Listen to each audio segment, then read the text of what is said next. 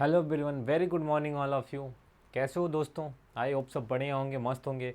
प्यारे साथियों, आज की जो हमारी क्लास होगी, आज की हमारी class BSc agriculture second semester, जो हमारा सब्जेक्ट है organic farming, principle of organic farming. और इसमें हमारा जो टॉपिक है, हम पढ़ रहे हैं बायोडायनेमिक फार्मिंग के बारे में। पिछली क्लास में हमने बायोडायनेमिक के बारे में पढ़ा था, बायोडायनेमिक फार्मिंग क्या होती है और किस तरीके से की जाती है। आज हम पढ़ेंगे, डिस्कस करेंगे बायोडायनेमिक फार्मिंग में जो BD 501 जो 8 सक्रिय तत्व होते हैं, जैव सक्रिय तत्व होते हैं, उनके बारे में पढ़ेंगे। ये 8 सक्रिय तत्व कौन कौन से होते हैं, तो कल हमने चर्चा भी की थी, एक बार याद कर लेते हैं कि जो 8 सक्रिय तत्व होते हैं वो 500 से 508 तक होते हैं। कितना सारे जो होते हैं वो होते हैं 500 से 508 तक सारे जैव सक्रिय तत्व होते हैं। ठीक है। और उसके बाद जो है आज जो पहला हम पढ़ेंगे वो पढ़ेंगे BD 501 सिलिका खाद, जिसे कहते हैं बायोडायनेमिक 501, या फिर उसे बोलते हैं सिलिका खाद। बोलते हैं, क्या बोलते हैं दोस्तों? उसे सिलिका खाद बोलते हैं। ये कैसे बनाई जाती है? तो इस नुस्खे में सिलिका का महीन चूर्ण गाय के सींग खोल में भरकर गर्मी के मौसम में लगभग 6 माह तक गाड़ कर रखा जाता है। देखिए, हमने कल भी इस पे चर्चा की थी कि ये गाय की जो सींग होती है, मृत गाय की सींग, उस सींग को अच्छी तरह से साफ करके उसकी जो खोल होती है उसमें कुछ तत्व डाल के जो है उसको बनाई जाती है बायोडायनेमिक खाद। ठीक है। तो यहाँ पे जो BD 501 बायोडायनेमिक 501 या फिर जिसे बोलते हैं सिलिका खाद, ये जो है इसमें क्या करते हैं कि सिलिका का महीन चूर्ण गाय के सींग खोल में भर कर, गाय का सींग लेते हैं, सींग के खोल में भर के उसमें जो है उसको गर्मी के मौसम में, कब? गर्मी के मौसम में लगभग 6 माह तक क्या करते हैं, गाड़ के रख देते हैं मिट्टी के अंदर। इसका प्रोसेस हमने कल इसके प्रोसेस पे डिस्कस की थी कि कैसे उसको ज़मीन के अंदर गड्ढा बना के उसको गाड़ते हैं। ठीक है। और इसका प्रयोग जो है फसल पर स्प्रे के रूप में किया जाता है। कैसे किया जाता है इसका प्रयोग दोस्तों? फसल पे जो है स्प्रे के रूप में किया जाता है। किस रूप में? स्प्रे के रूप में किया जाता है, वो भी 6 महीने बाद। कितने? लगभग 6 महीने बाद ये तैयार होती है। उसको निकाल के उसको जो है लिक्विड रूप में करके उसका स्प्रे किया जाता है। इसके प्रयोग से पौधों की प्रकाश संश्लेषण प्रक्रिया में वृद्धि होती है। क्या होता है? प्रकाश संश्लेषण क्रिया में पौधों की वृद्धि होती है। किसके प्रयोग से? ये जो सिलिका खाद होती है BD 501, इसके प्रयोग से क्या होता है कि पौधों में प्रकाश संश्लेषण की जो प्रक्रिया होती है वो तेजी से होती है, उसमें वृद्धि होती है।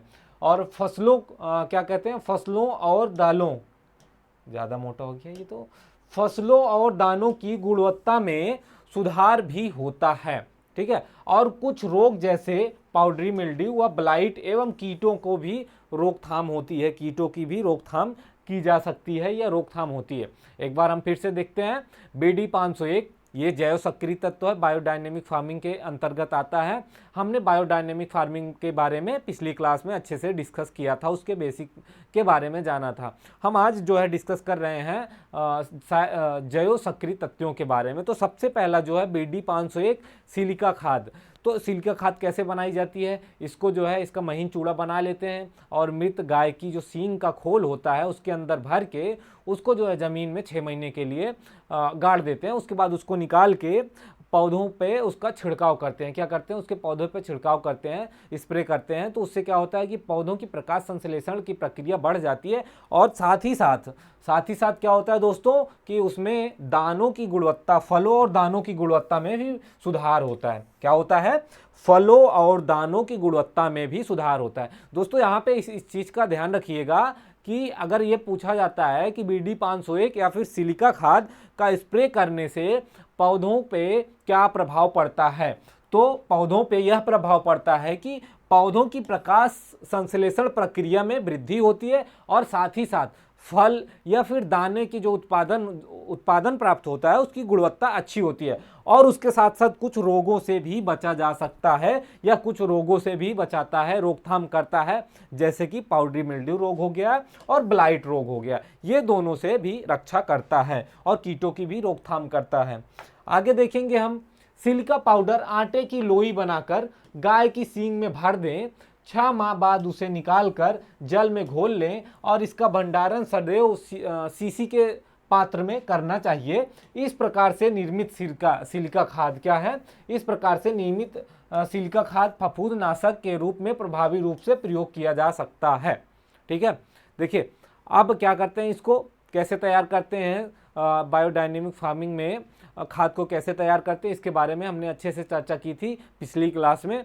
और इसमें क्या है कि जो सिलिका खाद होती है, सिलिका खाद को आटे की तरह गूंथ लेते हैं और उसको गाय की सींग का जो खोल होता है, खोल में भर के उसको ज़मीन में दबा देते हैं। 6 माह बाद उसे निकालते हैं और निकाल के उसको क्या करते हैं कि उसको निकाल के उसका घोल बना लेते हैं। उस घोल को पौधों पे के ऊपर छिड़काव करते हैं और उसको अगर भंडारित करना है या फिर हमें रखना है तो उसे क्या करते हैं, इसका भंडारण सदैव सीसी में करना चाहिए। किसमें, सीसी की बर्तन में करना चाहिए, सीसी में करना चाहिए।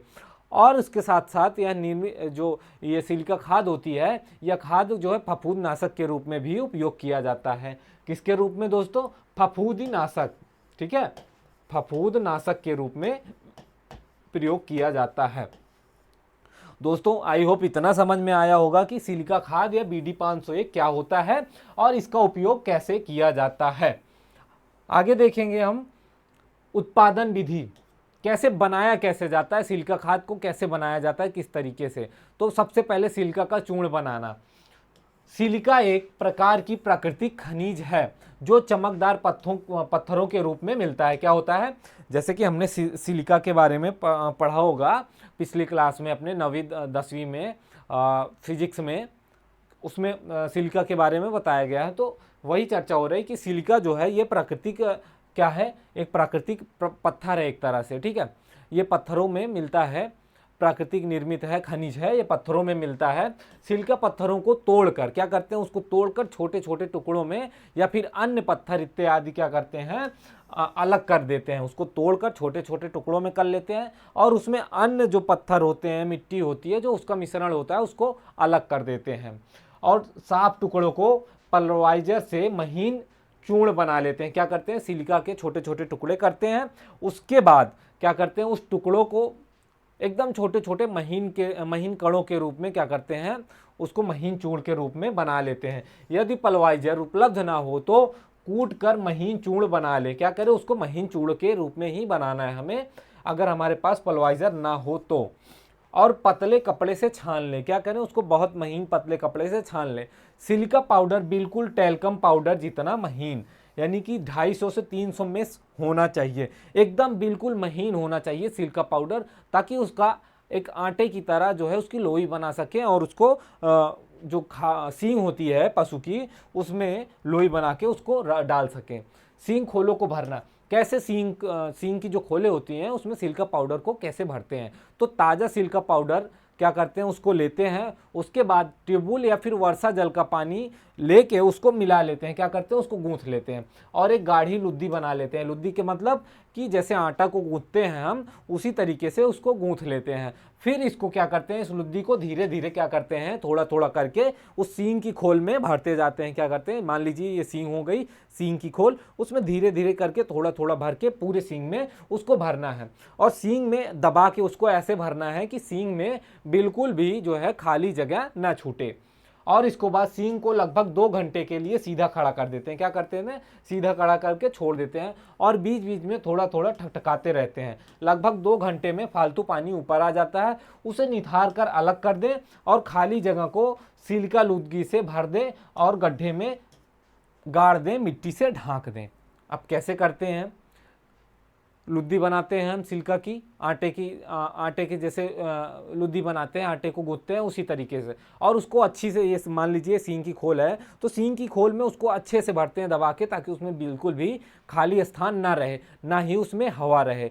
फिर उसके बाद क्या करते हैं, उसको 2 घंटे के लिए ऐसा सीधा ही खड़ा कर देते हैं, ताकि उसमें जो पानी की मात्रा हो, अनावश्यक पानी हो, वो ऊपर आ जाता है ऊपरी सतह पे, तो उसको निकाल दें और बीच बीच में उसको थोड़ा थोड़ा ऐसे ऐसे ठकठकाते रहें, ताकि जो है वो सही से बैठ जाए, सही से सेट हो जाए खोल में और पानी ऊपर आ जाए। पानी को निथार दें, अलग कर दें और उसके बाद उसको जो है गड्ढे में गाड़ दें और उसके बाद मिट्टी से ढक दें।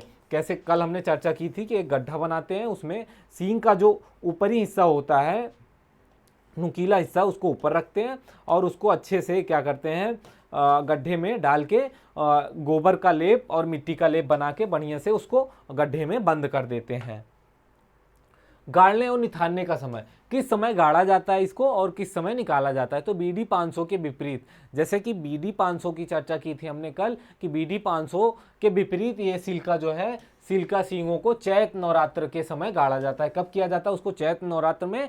BD 501 की चर्चा की थी तो उसको क्या था कि चैत नवरात्र के महीने में उसको निकाला जाता था। अब ये सीधा उसके विपरीत है, इसको गाड़ा जाता है चैत के नवरात्र के माह में। और क्वार महीना होता है उसके नवरात्र के समय क्या करते हैं, इसको निकाला जाता है। मतलब एक नवरात्रि में गाड़ते हैं और दूसरी नवरात्रि में इसको निकाल लेते हैं। सिल्का खाद का निकालना व भंडारण करना। अब हम चर्चा कर रहे हैं कि सिल्का खाद को कैसे निकालते हैं और उसको कैसे भंडारित करते हैं। देखिए, सिल्का खाद का जब क्या कहते हैं, चैत के महीने के नवरात्रि में उसको गाड़ते हैं और क्वार के माह के नवरात्र के समय उसको निकाल लेते हैं। उपयुक्त समय पर सींगों को खोद कर निकालते हैं और सिल्का को इकट्ठा कर लें। क्या कर लें? सारे सिल्का जो है उसको इकट्ठा कर लें। किसी साफ पक्के फर्श या फिर पॉलीथीन पर क्या करते हैं, उसको फैला देते हैं। क्या करते हैं? खोल देते हैं, फैला के सुखा लेते हैं। क्या करते हैं? सुखा लेते हैं। और इस सूखे चूर्ण को कांच की बोतलों में या फिर चीनी मिट्टी के बर्तनों में भर के रखा जा सकता है। इन बोतलों या बर्तनों को खुलेदार हवा तथा रोशनी से भरपूर स्थान पर रखना चाहिए। सींग सिल्का को कभी भी छायादार, ठंडे या अंधेरे स्थान पर नहीं रखना चाहिए। क्या करना चाहिए? जो सिल्का खाद हम बना रहे हैं BD 501, इसको कभी भी क्या करते हैं, छायादार स्थान पे या नमी युक्त स्थान पे, ठंडे स्थान पे नहीं रखना चाहिए। इसको खुली धूप में रखना चाहिए, कांच के बर्तन या फिर चीनी मिट्टी के बर्तन में। प्रयोग की विधि की बात करें कि इसका उपयोग कैसे करते हैं, किस तरीके से इसका उपयोग कर सकते हैं, तो 1 एकड़ के लिए, अगर 1 एकड़ में हमें उपयोग करना है तो 1 एकड़ के लिए क्या करते हैं, 1 एकड़ के लिए हमें 1 ग्राम BD 501 पर्याप्त है। कितना? मात्र 1 ग्राम BD 501 हम लेते हैं, उसको 1 एकड़ के लिए वो पर्याप्त होता है। 1 ग्राम सींग सिल्का या फिर BD 501 को 13 लीटर पानी के घोल में, कितना? 13 लीटर पानी के घोल में BD 500 के नुस्खे के, जैसे कि BD 500 हमने बताया था, उसको क्या करते हैं, 13 लीटर पानी के घोल में मिला लेते हैं। कैसे मिलाते हैं? उसको बाल्टी में उसको डाल लेते हैं। उसके बाद पानी में उसको डाल के पानी को खूब तेजी से राउंड घुमाते हैं, चक्करदार उसको घुमाते हैं, ताकि उसमें इतना घुमाते हैं कि बीच में पानी में भंवर बन जाए, गड्ढा बन जाता है। फिर उसको उल्टा हाथ लगा के रोकते हैं। इसी प्रक्रिया से इसको बनाया जाता है, इसका मिश्रण। ठीक है।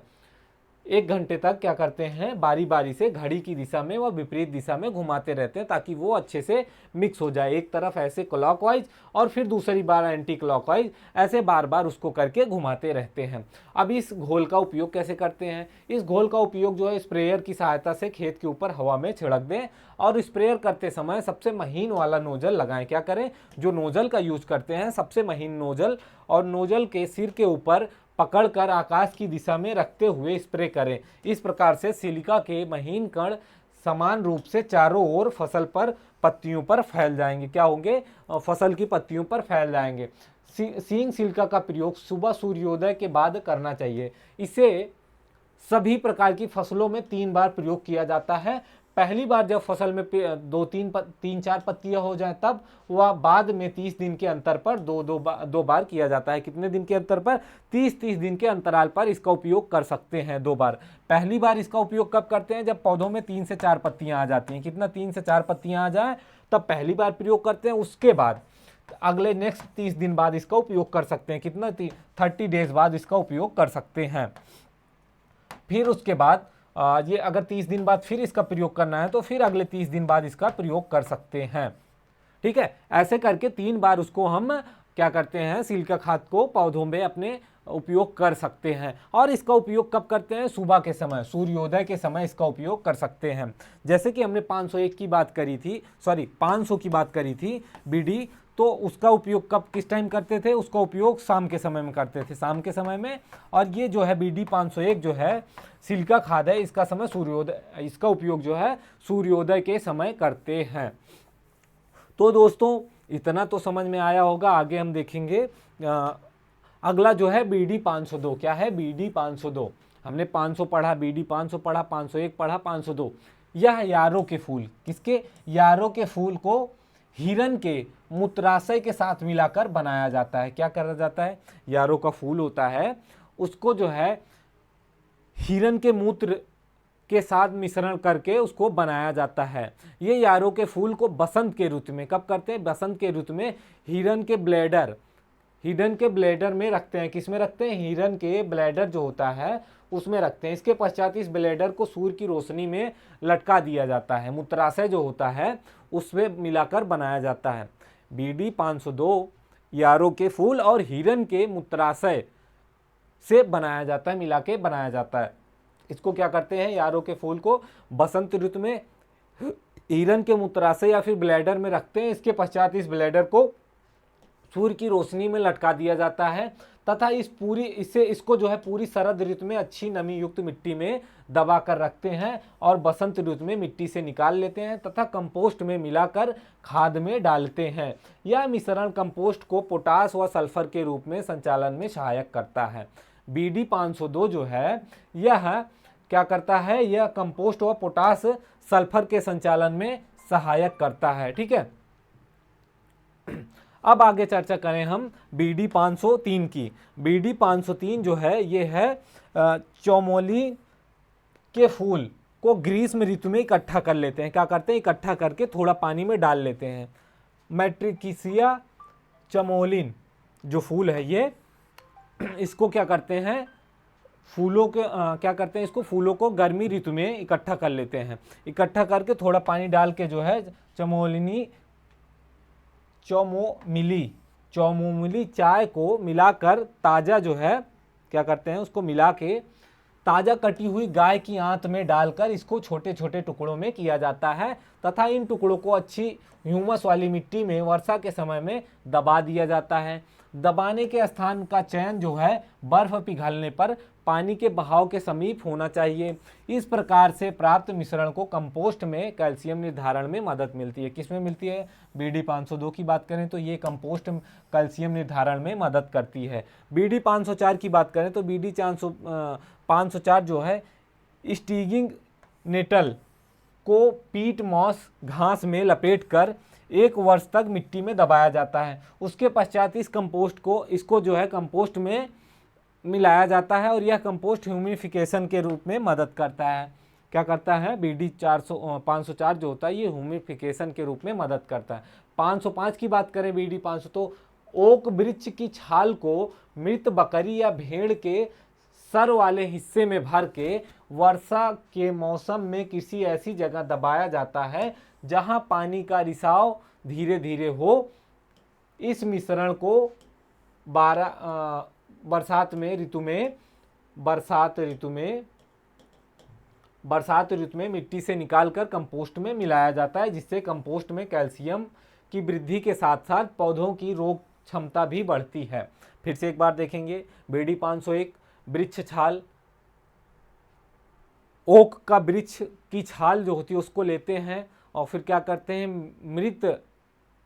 हैं, मृत पशु यानी कि मृत भेड़ का सर या मृत भेड़ या फिर मरी हुई भेड़ या फिर मरी हुई बकरी के सर वाले हिस्से को लेते हैं, उसमें ओक की छाल को रखते हैं और उसको वर्षा ऋतु में कहीं मतलब एक मिट्टी में दबा देते हैं। ऐसी जगह का चुनाव करते हैं जहाँ पे पानी का रिसाव धीरे धीरे हो और फिर क्या करते हैं, इस मिश्रण को मिट्टी में दबाए रखते हैं। कुछ दिन बाद ये कंपोस्ट कैल्शियम के रूप में कैल्शियम वृद्धि के साथ साथ पौधों की रोग क्षमता को भी बढ़ाता है।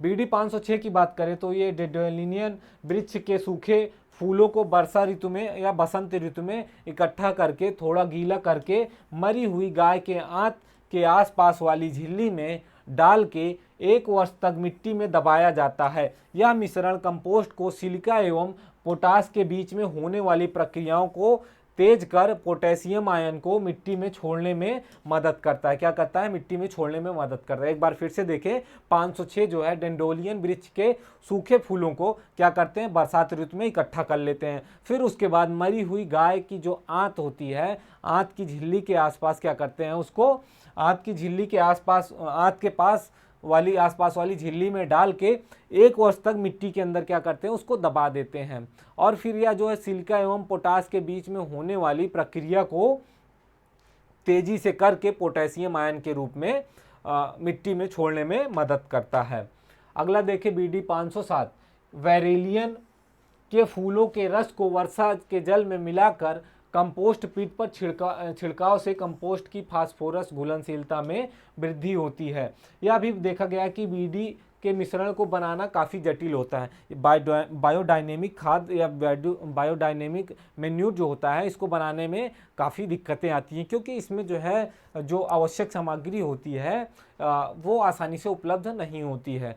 लेकिन यह एक बार बनाने के पश्चात इन मिश्रण को कांच की बोतलों में अधिक समय तक रखा जा सकता है। 1 चम्मच BD कंपोस्ट का मिश्रण 502 और 507, अगर 1 चम्मच 502 BD 502 और 507 को 1 चम्मच लेते हैं तो उसे 3 घन मीटर कंपोस्ट पिट के लिए पर्याप्त होता है।